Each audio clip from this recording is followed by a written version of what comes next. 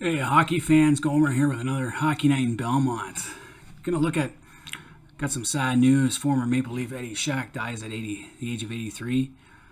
He won 4 Stanley Cups with Toronto in the 1960s, which means not many people would actually remember him as far as Toronto winning a Stanley Cup.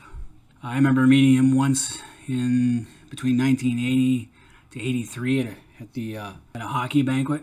He was pretty liquored up at the time, but he was signing autographs. You could smell it on him, and he was always poking fun at one of our coaches, who was a short little Italian guy, Tunner. He was 5 feet tall, but his afro made him 5'5". And Eddie Shack was poking fun at him. Now, I of course remember the song "Clear the Track, Here Comes Shack," which was really popular back in the 60s, and I've heard it off and on over the years.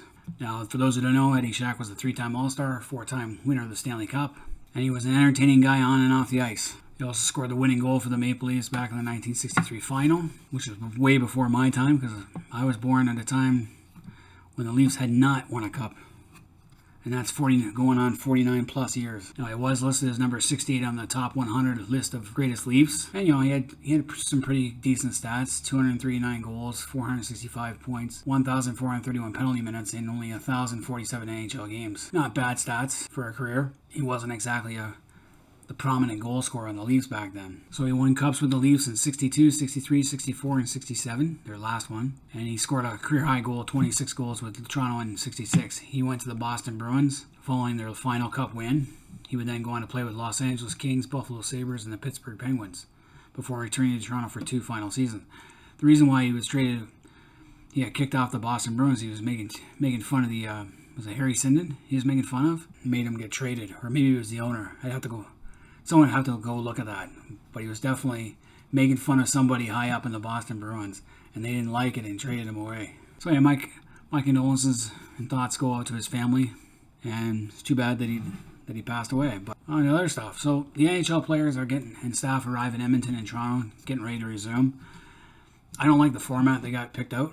I don't like the format they have picked out for this. I think they're just trying to recoup all their financial losses, just like other sports leagues, and prepare to resume play among the CCP virus. Now they're trying to reduce losses rather than turning a profit.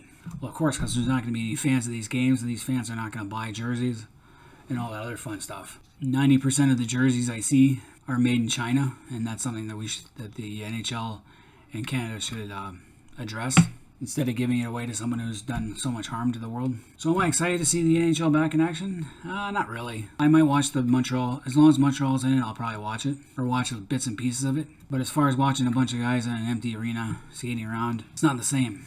Also, the playoff format leaves a lot to be desired. They could have just had a quick, simple tournament with all 31 teams. Boston gets a bye, and then have a NCAA round, and then anything could have happened. It would have been quick, done in 2 weeks. So anyway, the NHL players and staff arrive in Edmonton and Toronto. Edmonton and Toronto were picked over a lot of U.S. cities because of what's going on in the U.S. Minneapolis blew it with their whole protest and riots, or they might have gotten it.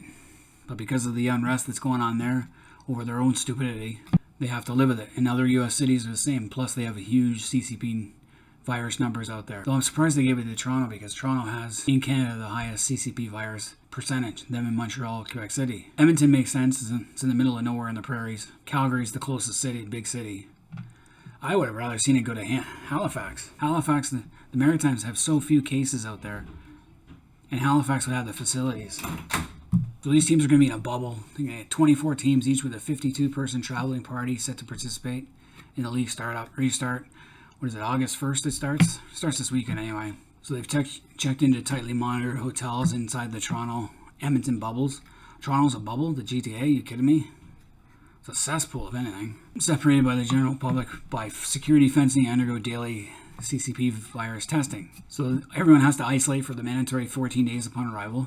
And the federal government approved the NFL's modified cohort quarantine plan so that the U.S. states teams could come over. Each bubble has 14 restaurants for players and staff, as well as the concierge service for deliveries. So there have been 2 positive tests during the first week of training camp, and it expects there to be positives inside the bubbles, and he has plans to deal with that. Let's hope so, because we'll see how this works.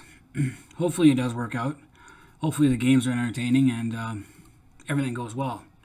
I certainly don't hope for things not to go well. Like I said, as long as Montreal's in it, I'll probably watch it. But until then, I'm not really a big fan of this format. And we still don't know who gets the number 1 pick. I think the draft was another big concern. That's all I have for now. This is Hockey Night in Belmont. Keep your stick on the ice.